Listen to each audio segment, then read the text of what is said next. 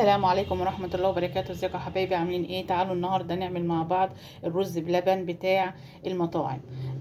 وهعمل بقى شوية حركات كده بقى ايه ازينهم بيها. هزين بشوكولاتة، وهزين بزبيب، وهزين ببسكوت كده اللوتس او بسكوت اللي هو الشوكولاتة.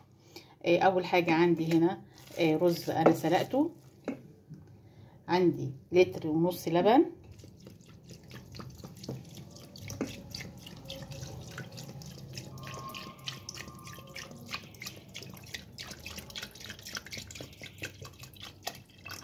بس كده.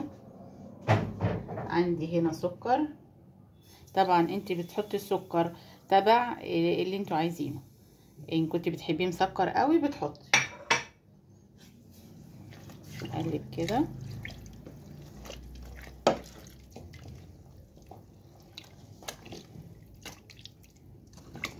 طبعا عامله كميه بتقعد معايا قد كده 3-4 ايام، بحطهم في التلاجة.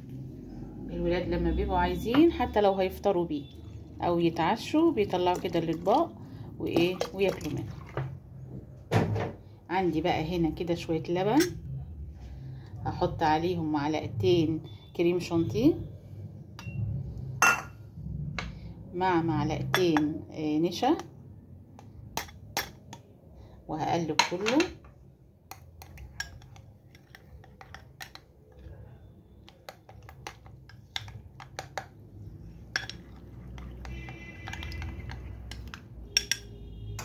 احطه كده.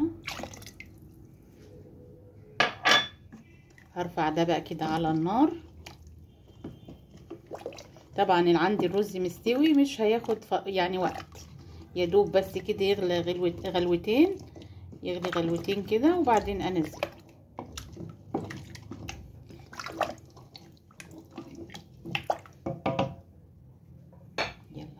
يلا بينا. الرز بتاعي استوى اهوت خلاص زي ما انتم شايفين كده. هبدأ بقى احطه في الكاسات عندي او في الاطباق.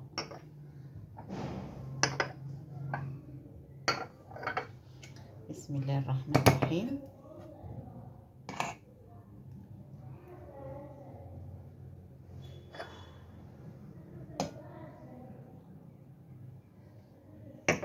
طبعا مش هزينه الا لما يبرد خالص.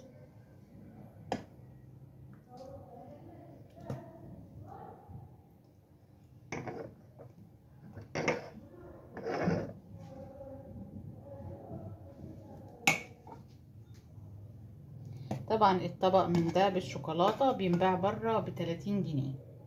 انت لما تعملي ما شاء الله حله قد كده مش هتكلفك اي حاجه، يعني حاجه بسيطه بحق طبق واحد.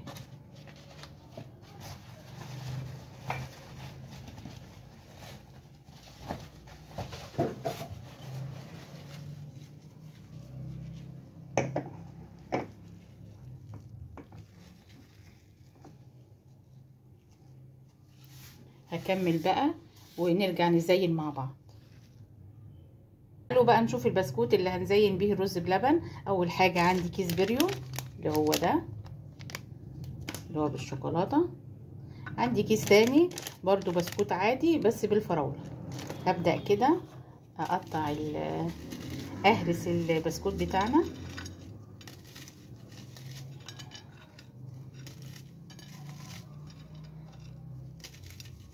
ممكن لو عندك كبه تهرسيها فيها، هي الكبه الصغيره ديت، او على ايدك كده وخلاص.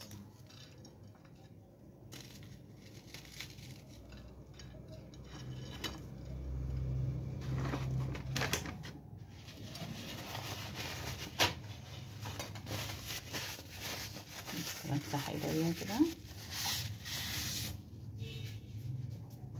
البسكوت التاني بقى هو مش لازم يبقى ناعم قوي، عشان وانت بتاكلي كده بيتحط على الرز بيقرقش كده.